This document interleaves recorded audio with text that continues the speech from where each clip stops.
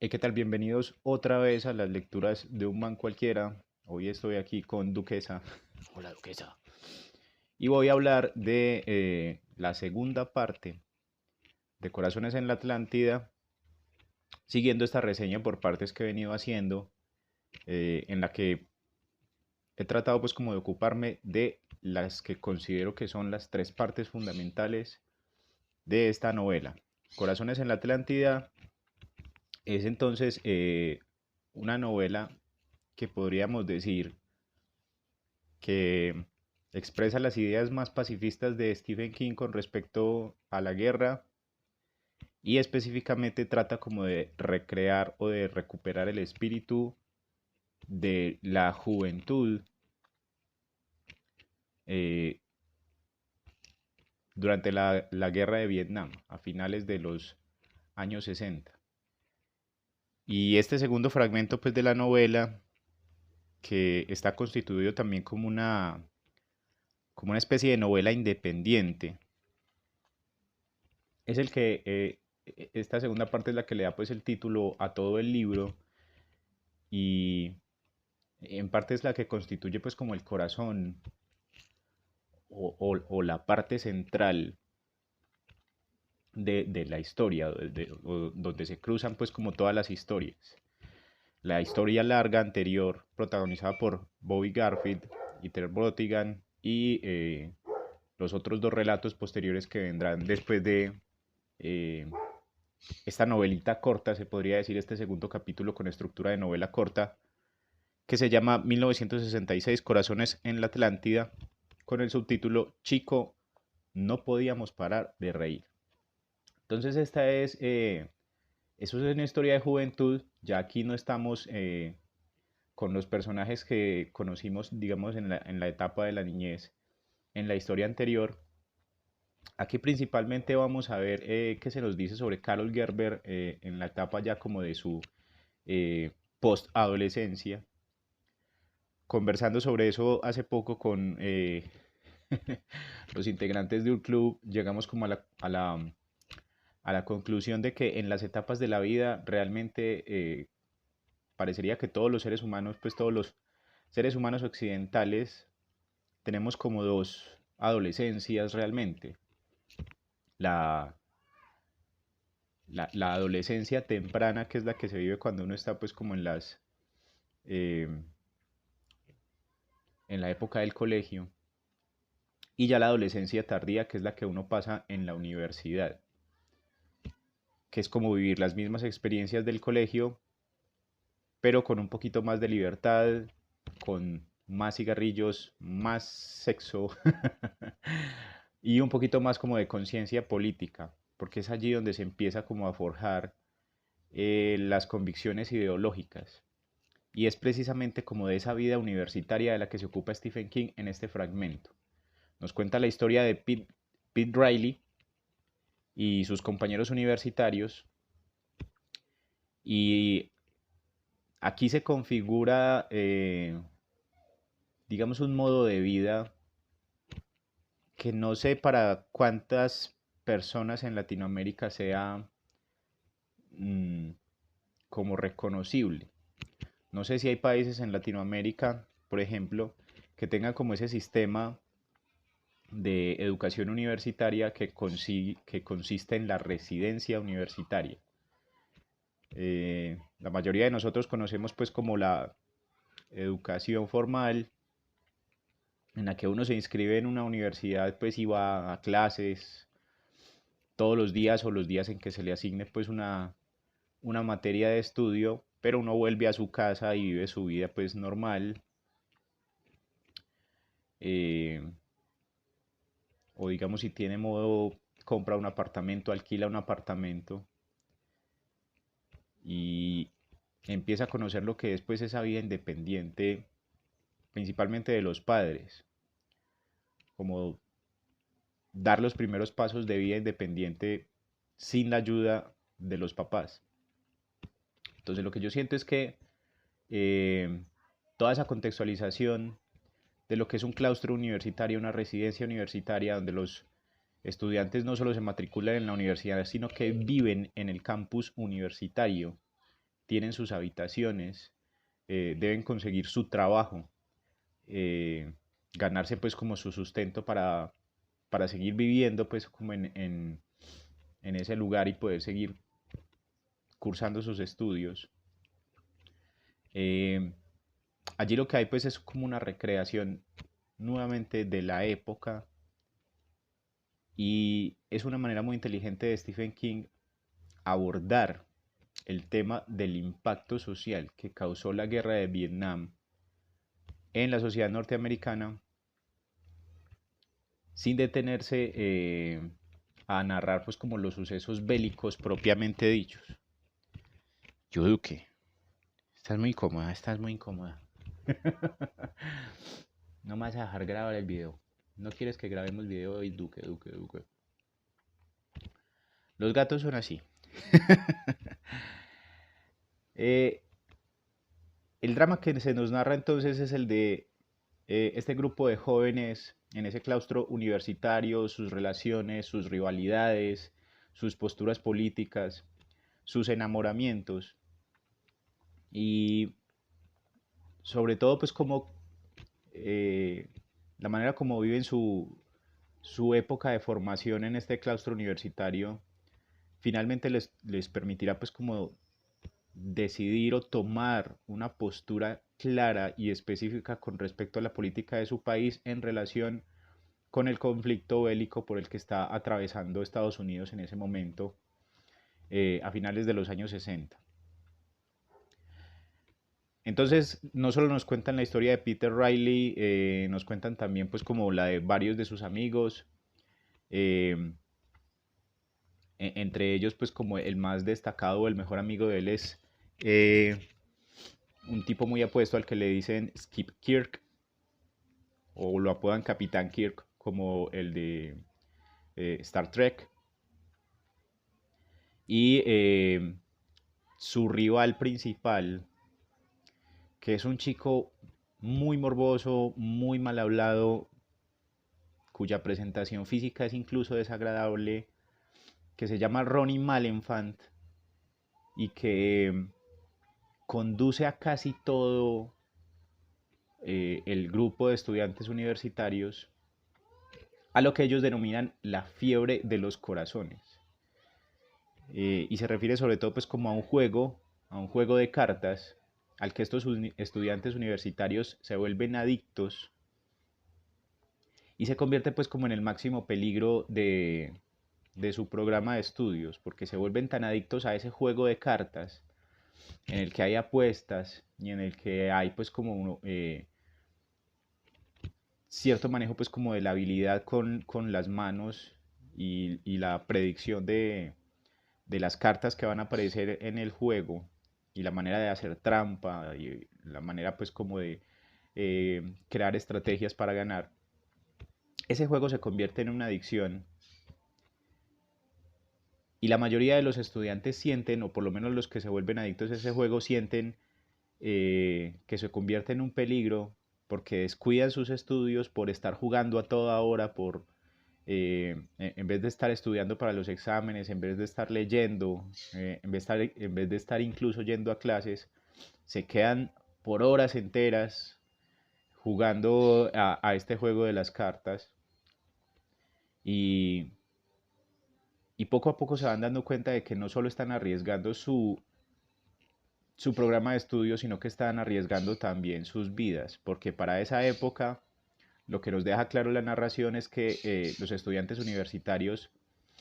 que abandonan sus estudios o a los que les va mal en sus estudios, pues tienen una alta probabilidad de ser reclutados por el ejército de Estados Unidos y enviados a morir a Vietnam, a luchar a Vietnam y pues generalmente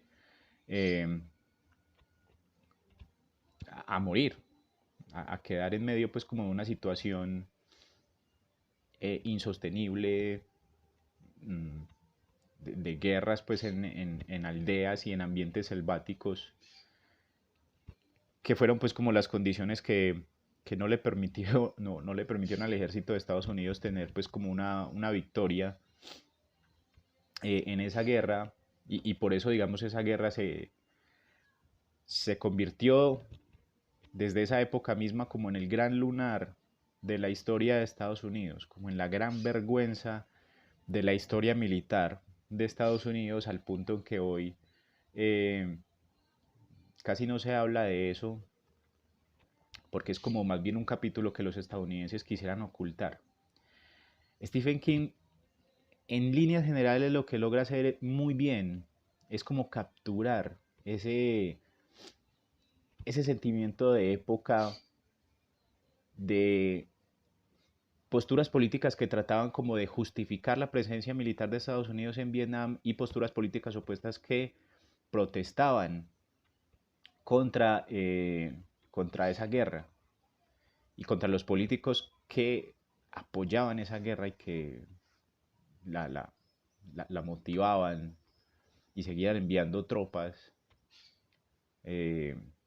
a partir pues, de sus propios intereses económicos. En medio de ese contexto que, digamos, se siente sobre todo políticamente muy fuerte, la historia que se vuelve central e interesante es, digamos, el pequeño romance, el breve romance que vive entonces Pete Riley con Carol Gerber. Generalmente entonces los lectores de esta novela asumen que Carol Gerber simplemente tiene una aparición como una especie de cameo en la historia, pero realmente el momento en que aparece Carol Gerber en esta historia le da pues como la centralidad al personaje de Peter Riley y nos permite seguir, digamos, lo que ha sido la historia de ella, sus sufrimientos, sus cambios emocionales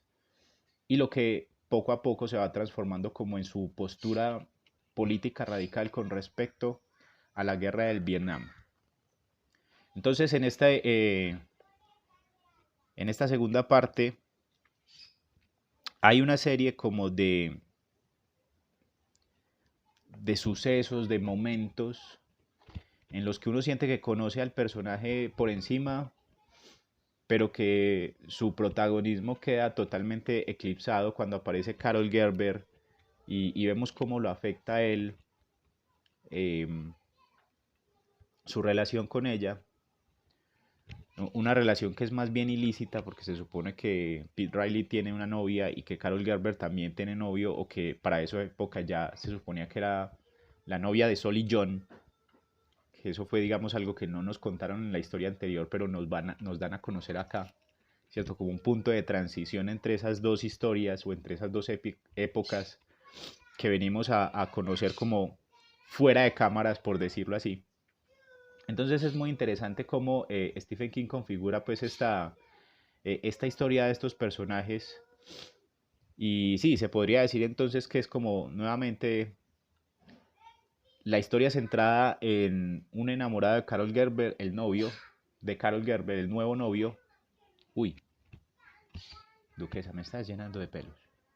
Qué horror. Mira esto. Ya no puedo ver.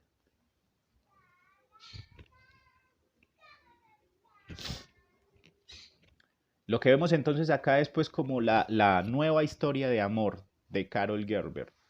Y vemos su evolución. Se nos cuenta su vida de manera parcial y lo que el lector se ve obligado a hacer pues como a reconstruir lo que no alcanzó a ver o lo que no se contó de la historia de ella del fragmento anterior, ¿cierto? Digamos del periodo en que ella vivió ya eh, alejada o separada, se podría decir, de Bobby Garfield. Entonces hay una serie como de momentos muy interesantes eh,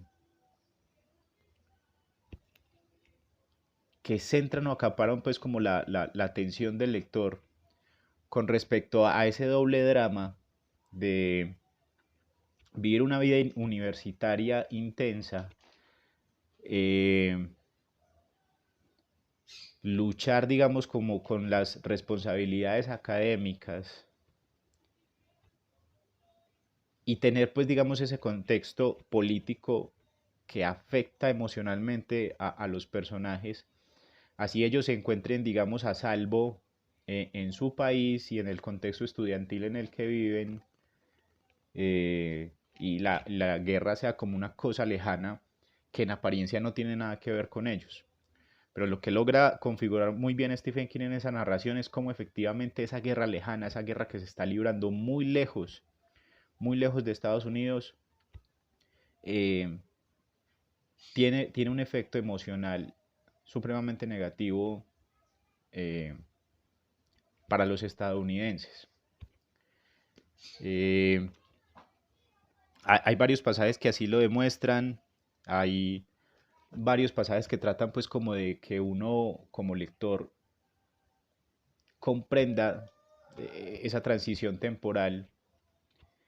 y si uno como lector, digamos, ya pasó como por su época universitaria, si uno ya tuvo, digamos, su experiencia de entrar, vivir la universidad, finalizarla y haber ingresado ya, digamos, a la vida adulta, al mundo laboral, eh, es una novela, o sí, esta parte de la novela despierta en ese tipo de lectores, los que ya hemos tenido pues nuestra experiencia universitaria, como una serie de nostalgias muy profundas y muy dolorosas, gracias a las cuales uno percibe que la vida universitaria realmente es otro mundo. Sí, si lo miramos tal como lo interpretamos a partir de lo que decía eh, en en el capítulo anterior sobre la existencia de muchos mundos paralelos o dimensiones paralelas, la infancia y la adolescencia colegial son también como mundos independientes, y la vida universitaria o la juventud universitaria es otro mundo, otra dimensión, eh, que configura pues como sus reglas, su lenguaje, eh, como su mundo particular. En últimas también es como una burbuja, un pequeño universo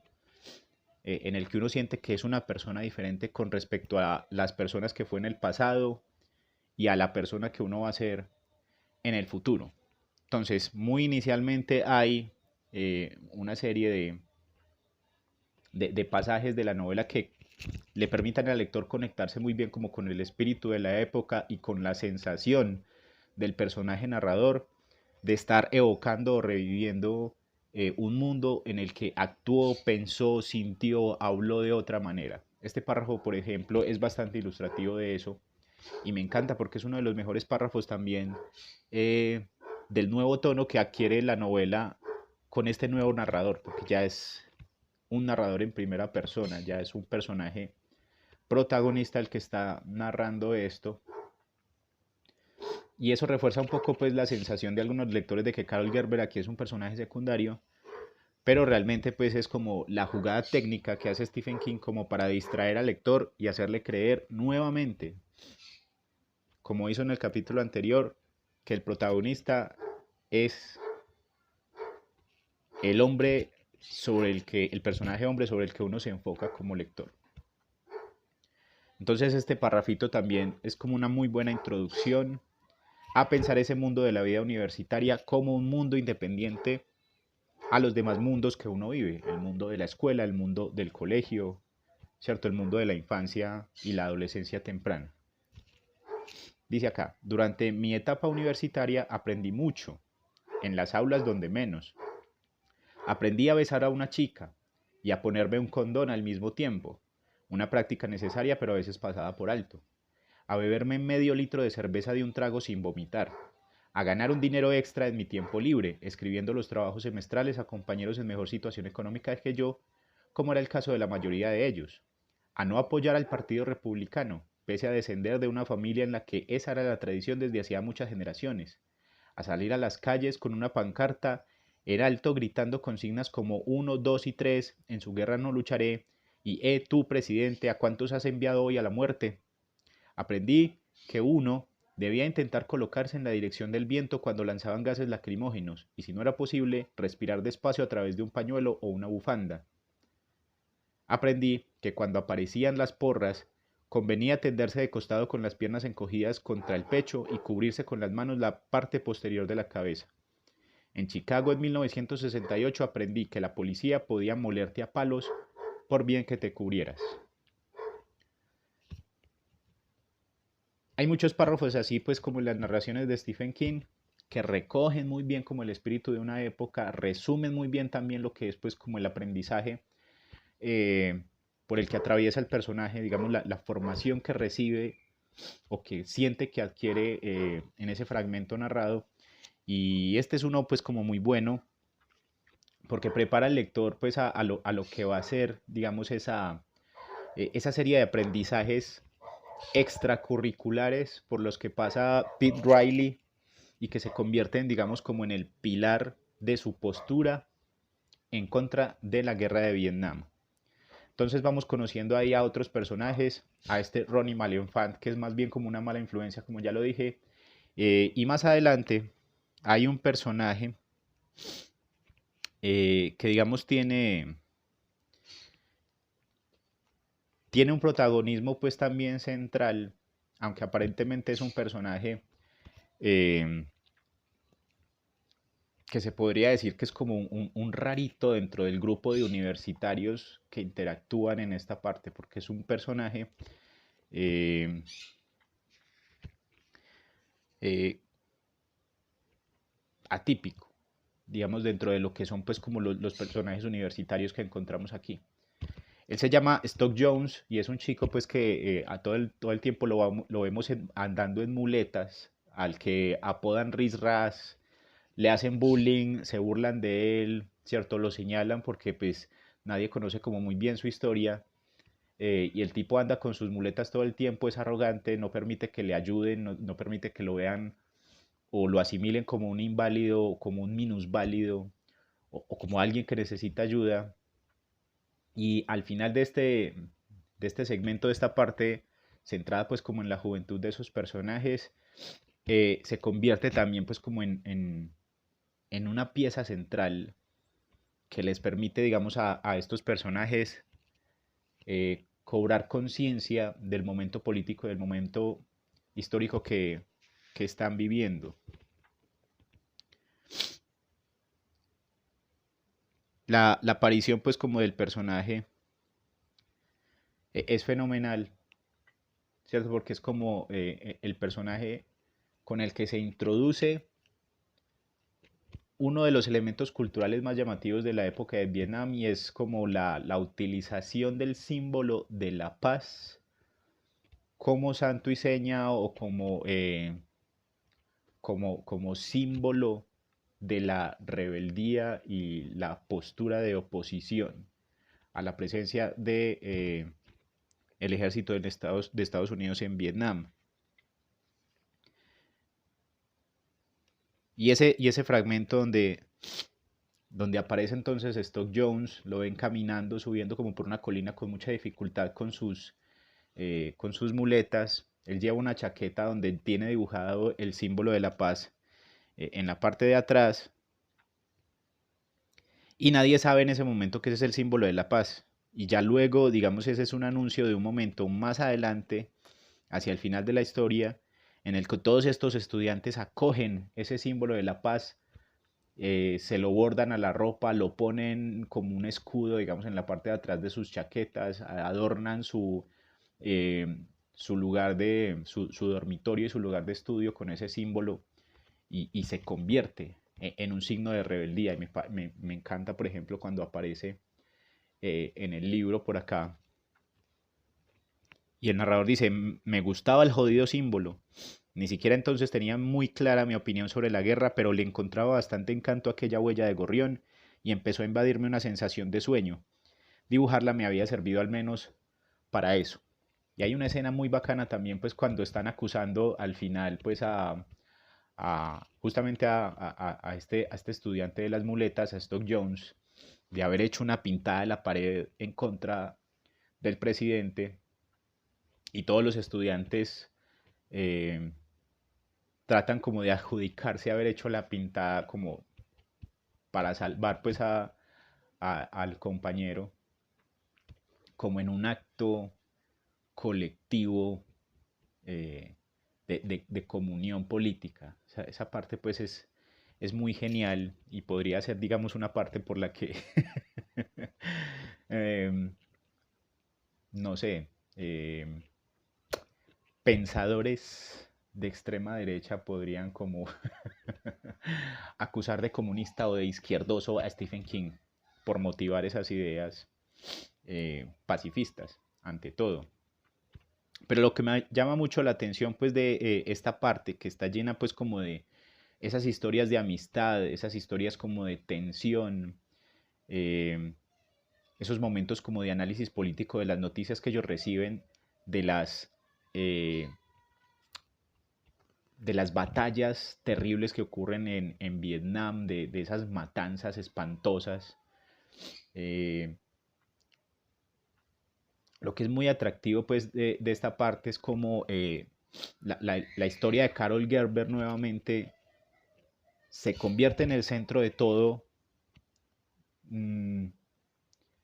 de una manera en que aparentemente pareciera que todo lo que se refiere a ella fuera secundario y en realidad no lo es. Es muy llamativo, sobre todo pues como la forma en que se va dando la relación entre ellos dos y cómo hay un momento en que sentimos que la conexión directa entre esta parte y la anterior es un momento nostálgico que trata como de explicarle Carol a Peter Riley para que entienda por qué ella, digamos, actúa como actúa, por qué ella ama como ama, por qué asume la postura política que asume a partir de lo que vivió en su infancia con Bobby Garfield. Y ese momento es maravilloso, pues o por lo menos es muy nostálgico y es muy bonito porque ella se encuentra entonces con Peter Riley, han salido ya varias veces, han ido al cine, ya se han besuqueado por ahí, toda la cosa. Y siempre diciéndose que no van a ser novios y no van a tener nada serio porque ya tienen otra relación aparte y tal. Es muy interesante entonces como la parte más bonita es cuando ella entonces lo llama a él para explicarle algo, le muestra la fotografía que se tomó cuando era niña con Sol y Johnny con Bobby Garfield y le explica con lujo de detalles, eh,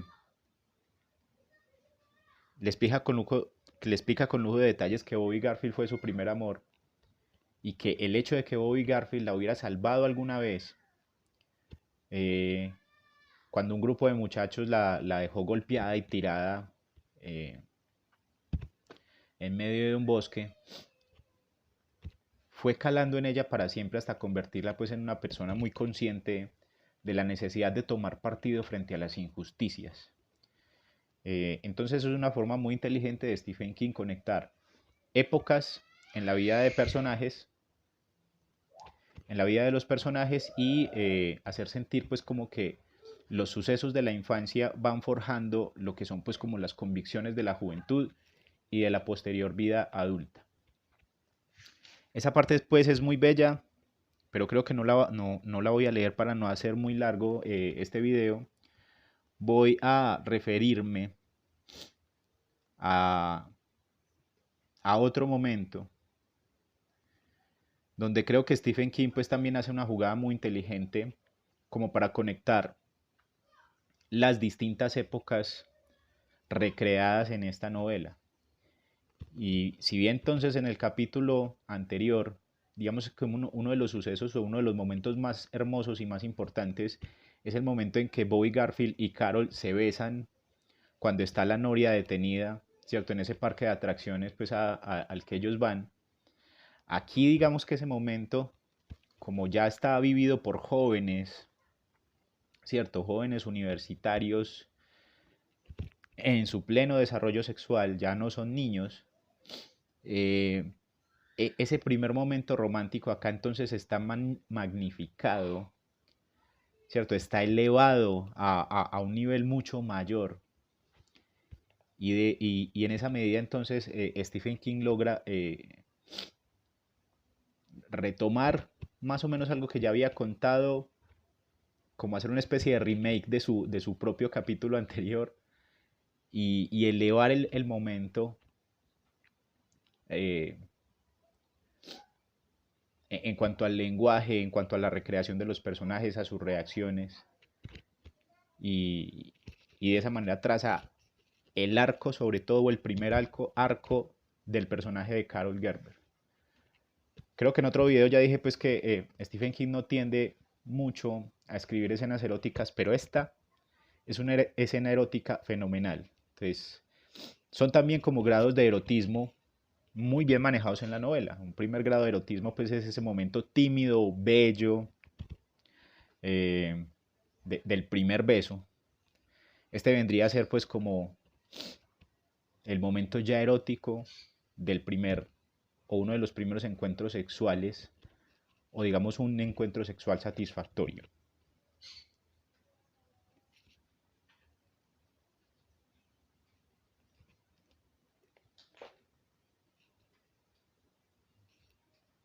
El fragmentico dice así, ya ellos están pues como en su furor.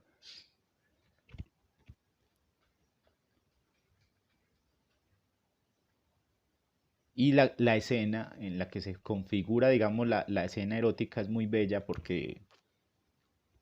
Carol la domina. No es la típica escena romántica donde el hombre lleva, digamos, la batuta de la situación, sino que Carol Gerber es la que le enseña a Peter Riley a cómo tratar a una mujer durante el acto sexual. Y todo esto es como la guía de ella, ¿cierto? De cómo tener como un encuentro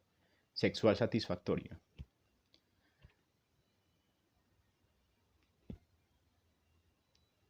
Ella le pide pues como que ponga música, le pone la música y todo se desenvuelve, digamos, con música. Es una escena muy bella, una escena sexual bien contada. Jackie Wilson cantó Lonely Teardrops y Yo Fui Despacio. Roy Orbison cantó Only the Lonely y Yo Fui Despacio. Wanda Jackson cantó Let's Have a Party y Yo Fui Despacio. El poderoso John intercaló una cuña publicitaria del Brannigan, el bar de copas más animado de Derry, y Yo Fui Despacio. De pronto ella empezó a gemir, y no eran ya sus dedos lo que yo notaba en el cuello, sino sus uñas, clavadas en la piel, y cuando comenzó a mover la cadera en embestidas, cortas e impetuosas, ya no pude seguir yendo despacio. En ese momento sonaban por la radio los Platters. Los Platters cantaban Twilight Time, y ella gimiendo dijo que no lo sabía, que no tenía la menor idea. Oh Dios, oh Pete, oh Dios mío Pete, y sentí sus labios en la boca, el mentón y la mandíbula besándome con frenesí. Oía crujir el asiento, olía el humo del tabaco y el aroma del ambientador con olor a pino que colgaba del retrovisor. Y también yo empecé a gemir mientras los Platters decían, cada día rezo porque sigas junto a mí al caer la noche. Y entonces comenzó a ocurrir. El movimiento se convierte en éxtasis. Cerré los ojos, la abracé con los ojos cerrados y así continué penetrándola, tembloroso, oyendo el tamborileo espasmódico de mi tacón contra la puerta del conductor, pensando que podría hacer aquello aunque me estuviera muriendo, aunque me estuviera muriendo, aunque me estuviera muriendo, pensando también que era información. El movimiento se convierte en éxtasis, las cartas caen donde caigan, el mundo nunca se detiene, la dama se esconde, la dama aparece y todo era información. Es un momento muy bellamente narrado y es como el epicentro de toda esta segunda sección de la juventud. Todo queda justificado allí. Eh, es el momento en que mejor conocemos a los personajes. Y va a haber luego un momento también pues en el que ya la parte política, la parte de la postura política de Stephen King con respecto a Vietnam se va a ilustrar con una escena en que estos estudiantes universitarios eh, le van a ayudar a Stock Jones a llegar a la enfermería, a la clínica, porque se cae en medio de la lluvia y queda tirado en medio de un charco. Todos se ríen de él, están en medio de ese juego de las cartas que los tiene pues como a riesgo de perder sus estudios y ser enviados a la guerra. eh, y es el momento en que ellos comprenden que la camaradería es necesaria, ¿cierto? Que la necesidad de trabajar en equipo, más que una necesidad, pues es como eh, el rasgo que los hace más humanos, o el acto en sí, el de la camaradería, el de la ayuda mutua, eh, en el que convierte, digamos, la humanidad en algo bueno. Esa escena es muy, muy tremenda. Ya luego hay una especie de juicio cuando ocurre lo de la pintada en la pared y tratan de encontrar al culpable. Ya todas esas situaciones son pues extremadamente políticas y merecen también pues como un estudio aparte por parte de conocedores de la historia de la política de Estados Unidos, porque digamos ya tocan específicamente como esas cuestiones de la historia del país y cómo sigue siendo pues como un problema para el mundo eh, las políticas expansionistas y militares de Estados Unidos. Frente a eso también pues hay un asunto interesante a discutir y yo creo que es como este libro en sí es como el que marca esa transición entre lo que hoy en día tratan de definir como el viejo y el nuevo Stephen King. Y muchos booktubers he visto que se quejan de que el nuevo Stephen King se volvió muy político desde Donald Trump. Y realmente no, ese es otro error de percepción que han tenido, digamos, estos lectores recientes de Stephen King, y es que por no tener en cuenta, digamos, esos aspectos históricos en las novelas previas a 1999, no se dan cuenta de que Stephen King realmente ha sido muy político siempre. No ha sido una cuestión pues como de Donald Trump y ya. Él ha estado muy cercano pues como a analizar la política, la política de su país, de ser muy crítico políticamente con su país. Y, y este es uno, pues, esta es una de las novelas donde eso mejor se siente. Entonces, frente a eso también hay una invitación inteligentísima desde este libro a asumir posturas políticas claras, distinguibles, a asumir la política como una responsabilidad civil, ¿sí? Y a tomar partido. Es importante tomar partido frente a las atrocidades que cometen los gobiernos. No es un asunto nuevo, Stephen King ha venido diciéndolo durante mucho tiempo en sus novelas. El maldito izquierdoso este.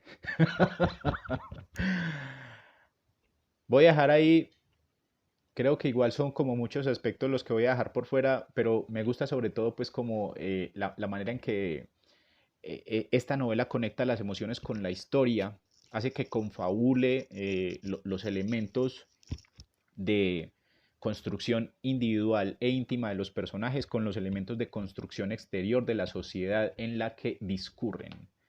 Y es como el momento que mejor hace eso en esta novela y por eso se justifica que toda la novela tenga el título de esta sección, Corazones en la Atlántida, que se explica al principio pues de ese segundo capítulo, que se refiere a una canción que sonaba mucho en la época, y la Atlántida pues vendría a ser como esa época de la juventud. La Atlántida, el continente desaparecido en el Océano Atlántico, ese mítico continente desaparecido,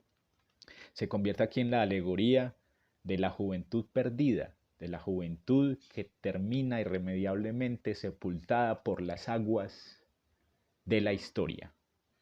Y de allí pues como que los corazones, el juego de los corazones que se jugaban en la Atlántida, en esa vida universitaria, se convierten pues como en el centro de esta novela. Y luego veremos qué pasó entonces con Sol y John, eh, el que sí fue efectivamente el novio de Carol Gerber, creo que es el único novio legal de Carol Gerber, Y conoceremos también pues como la historia de Willie Sherman, que fue uno de los chicos que golpearon a Carol Gerber y la dejaron tirada por allá en el bosque eh, en la primera parte. Así que pues así termino eh, esta segunda fase de la novela Corazones en la Atlántida. Quedamos entonces a un solo video del final donde ya me ocuparé de la tercera fase dedicada a la vida adulta.